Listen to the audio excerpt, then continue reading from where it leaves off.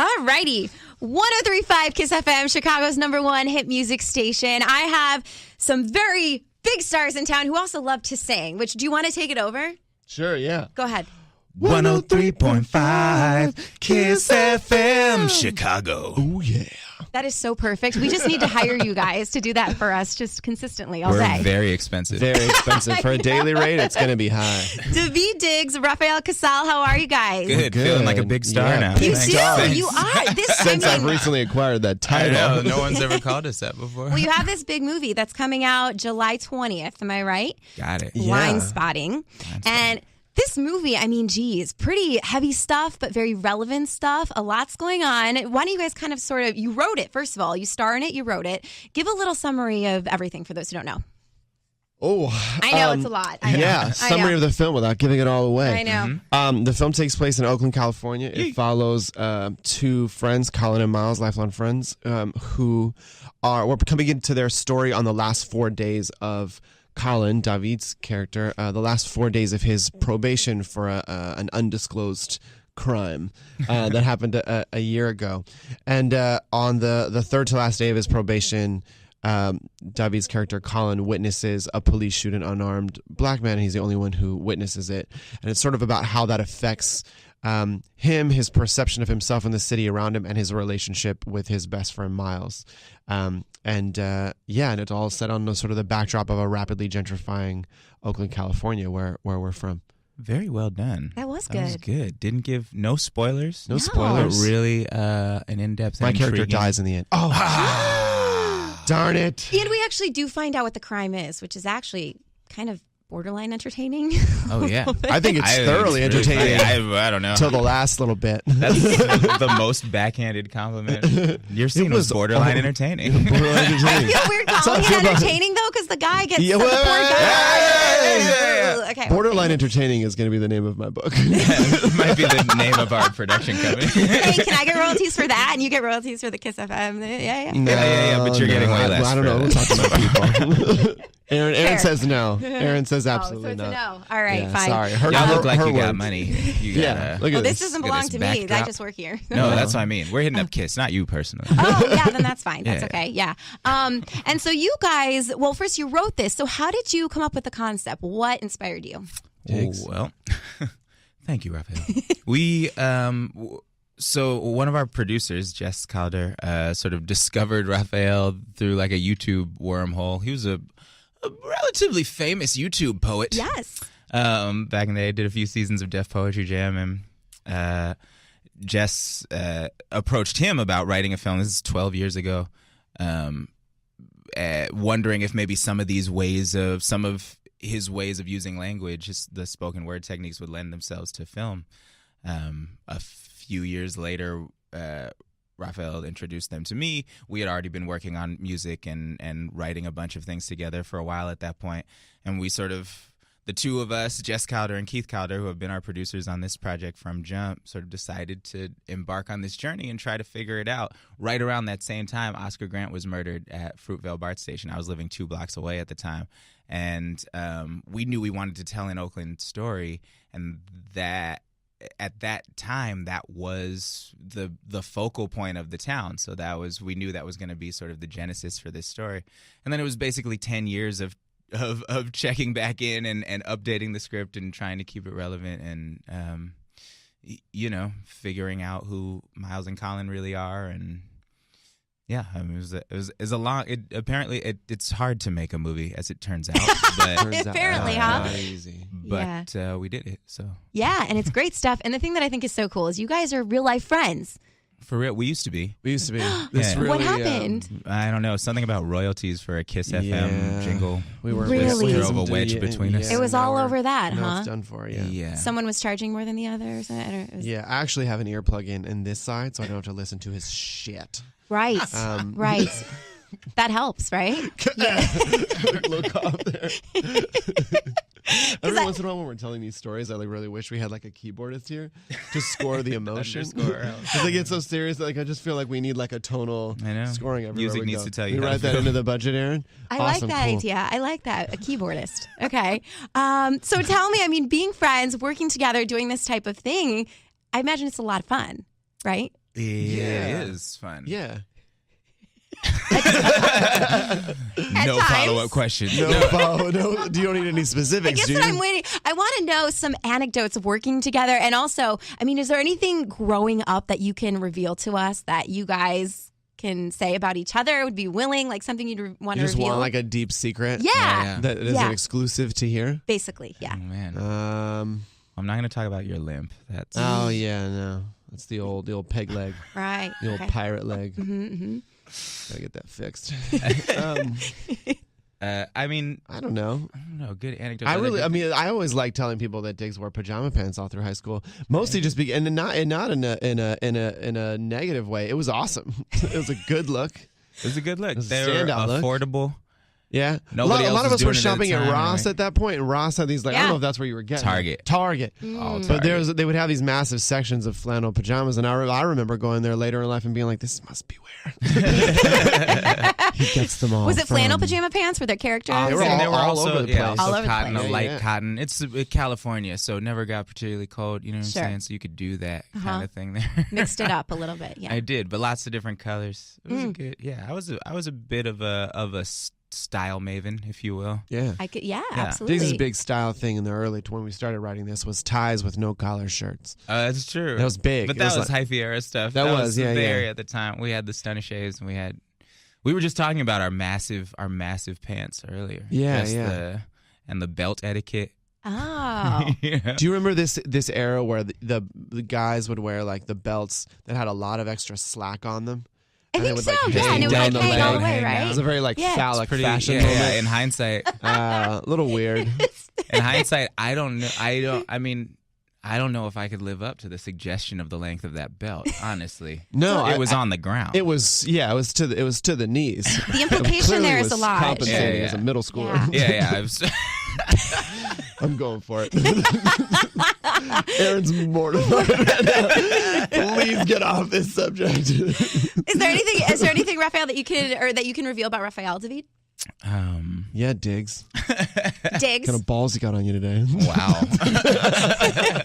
In that Well, if we look at the belt, right? Okay. It's got to be a good one. I don't know. I mean, I think. Well, this isn't particularly. It's not at all damning. But the thing about Rafael when we started working together is this dude did everything. Like actually did everything. So we'd be in a studio. He would record the session, be mixing the session. He would, essentially produce the whole thing, come up with a video concept, find the camera, go out. We'd shoot a music video in a day. He would edit the video. Like, Rafael's one of these artists who just sort of taught himself how to do everything, wow. which is kind of, when you're in a place like the Bay Area where there's no real industry, you have to do that to a certain degree. I had never really met anybody who actually did it all, and would actually put things out. But so later in life, like now we work with, a production company and we have editors and things like that. And he has such a hard time allowing anybody else to do anything. Yeah. Just like This is a new learning curve for me. insists on having his hands and everything. Whereas me, I'm so grateful to not have to do things that aren't my job. Yeah, right. Like I like to just do my job. He likes to do everybody else's job, Yeah. which I hope he grows out of that phase. So the relinquishing of control is hard. I did okay with the promo of this film. I handed it over to I let Tim do his thing. It's true, but you weren't happy with it at first. Until No, he I saw, wasn't. I wanted saw to be some in really every great meeting. posters, and then it was like, oh, whoa, All right, they're good. Okay, They're fine. When good. they They're made a really- poster better than the one he made. we were good. That And was it was it. okay. That was it. But before when we went to Sundance, I made 12 posters because I didn't like any of the posters that we were getting. He was for sure So you're going to an market artist this too. film on his on own. my own. I was like, you guys, I can do Wow. this better on the gram. But I would see that'd be hard. And, now it's something to get used to, right? And sort of this new world you guys are in. Well, I mean, what's great about it is we can really now we can just participate in the parts that are really fulfilling. I mean, the thing you lose when you're doing all that is your endurance goes away after a while, right? Like it's different now. What happens is like when we're getting tired, there's somebody to pick up the energy so we can go and do something else. Aaron, who keeps us alive. You know, when we're doing post-production, we had a sound design team. So we're just coming in and listening to stuff. And suddenly I think the hat that we had never worn before is the producer hat to that level where you're coming in and like viewing work that has been worked on in your absence. And your job is to give creative input on something that you're not then also sitting in on necessarily all of the labor of. And we did that on certain things. Like we sat in on, pretty much all of the editing process, but like color correction, we're like looking at a scene and being like, that seems right. Maybe we should turn on the red a little bit, or maybe we should, but we're not meticulously picking it apart. And there's just something that's great about getting to use all that work you've done to build taste to use it in the most effective way. Yeah. Which is just to employ your taste in those moments. Yeah. Kind of put your energy where it needs to be. Yeah. Where it's actually useful. Turns out you have a finite amount. You know what? And I learned that too recently. Yeah. So I get it. I understand. Yeah. Spread it right. Yeah, that's right. And something too that I think is so cool is you both have pasts with music and rap, and you kind of incorporate this into the film. Yeah. Well, it was kind of the prompt of the film. It's why we wrote one. But we do, we say all the time that because people say, oh, how long did it take you to write the poetry sections or like the rap sections of the thing? Those were the first things we wrote. It was really trying to figure out how to make a movie around that stuff. That stuff is easy for us. Yeah. We've been doing it for many, many years. What we had never done before was written a film. So that was really where the learning curve was for us. And so kind of writing the movie around all that stuff. Yeah, trying to figure out how to hold those things in a movie. Yeah. There's interesting. Another really intense scene that I don't want to say, but in the garage with the guy, the guy and the thing, and the washing machines are going, and there's the beeping. Yeah, that was very intense. Very intense. And David, a lot of people might recognize you maybe from Hamilton. Do you get recognized from that a lot? I do. Mm-hmm. It has happened. The original cast, yes. Me. Yeah. Yeah. Every now and again, people are like, hey. Yeah. What up? Thomas Jefferson. Yeah. Oh, my God. And I got accosted by a group of 13-year-old girls going to a soccer tournament in the airport the other day on our way here. So they're somewhere in Illinois right now playing soccer. I'm sure they're winning whatever Go sports ball team. Go sports. Well, that's fun. That's cool. Yeah. No. Rafael, you saw him in Hamilton, I assume? I caught it. I caught him in Hamilton once. Okay. Just opening night. Did you love it? No, it was fantastic. I mean, that show's brilliant. I mean, the thing that was fun for me about it is it's fun to watch everyone have the revelation of David, which those of us who are close to him have had. You're like, I've known this forever. For a long time. Like That's my autobiography. The revelation of David. So I saw the show and just was hoping that they were going to utilize all the things that he's good at, and so when he comes, particularly in the second act, when you really get like singing, rapping, dancing, like just oozing charisma, David, I was like, oh, finally somebody's gets all the things that he can do. Mm-hmm. That was the fun. And then I would tag along to interviews and like sort of hear people talk about him as an artist, and it's just so people would just be like, where did you come from? And I'd be like, the trap house in Oakland. where we've been doing the same thing for well over a decade. It's just awesome when people figure out how to what their entry point to it is, and suddenly it makes sense, and then they get it. And then what's great now is because of what that show allowed, and what a lot of the work that then spawned either from or helped feed into that show allowed is just a new context for a lot of the work that we do, for people to just kind of get different ways in, right? So if they were music fans of ours before, they really get this trajectory. If they're poetry fans, this is so intuitive. And now if they were Hamilton fans, there's another in there that was very popular. And so that just invites more people to the table. Yeah, absolutely. I should also say that I imagine that Rafael Casal gets recognized for being in Hamilton more than anybody who was not in Hamilton. Really? What do you mean? So Rafa moved to New York when I was working on Hamilton because I'm not good at answering emails, and so he came out and would just post up in the dressing room to the degree that security knew him. He was walking out the stage door and people were asking for autographs, and he was at all of our press that we did during Tony season. He just knew everybody. Like there was this great community of artists in New York, and we came there and we started this program at the Public Theater. That was like another theater and verse program, and we're around, and like that. There's the cast, but there was the community of the cast too, which was really beautiful. But Diggs didn't have a lot of time, and so meeting at the theater was like that was a big moment where we were like sitting there. People are coming in and out. I'm getting close to other people in the cast, so I would just hang out there. And then after about like the first 2 months of doing that, I would come out to the autograph line. Oh my God, I love it. Somebody would be like, Rafa! So there's like this weird narrative where Rafa's part of the original cast of Hamilton in this weird way. Particularly if you go down like the like /fiction, the Tumblr /fiction rabbit hole. If you want to read a bunch of this fan fiction bizarre that I'm teenage also erotic in. fan Oh my God, fiction it's amazing. about all of the OBC Hamilton members and Rafa. But all the fan fiction is always about how I'm really upset that I'm not in the show. It's always like from the perspective of some woman who's comforting me for the fact that I'm not also in the play. Maybe be like a dancer or something. I guess. I think that'd be an awful way to sneak into that show. That's true. That's true. I'm just wondering. So you see him opening night. Do you bring him like flowers? Or are you just like, that was great, No. dude? Oh, okay. I don't know. I'm wondering. Like, I don't know. He's I'm picturing. fine. There are enough people swooning over Diggs. Yeah. I don't think he needs that from me. He needs me to go, good job, man. You look real busy. I'm going to get these drinks. You have 50 emails waiting for you, right? Yeah, what do you want? What do you want? Do you want gin? do you need alcohol that was right always very helpful. Right. And Yeah. Raphael, you won slam poetry championships, is that right? Yeah, as a He teenager. won slam poetry. Slam all period. of it. Done. I Finished mean, it. come on. Champion. Champ. Yeah, I mean, Yeah. I did competitive poetry as a teenager. That's how I ended up on Def Poetry. Yeah. And did a couple of seasons of that, like that, and then I toured that for years and years and years, and then went and taught it at universities and like that. That was a big part of my YouTube life in the early stages of YouTube, when YouTube was sort of blowing up. And then we were doing a bunch of music, and we sort of I don't know that we see a huge divide between these two things. They're slightly different audiences, but they are coming from the same place artistically.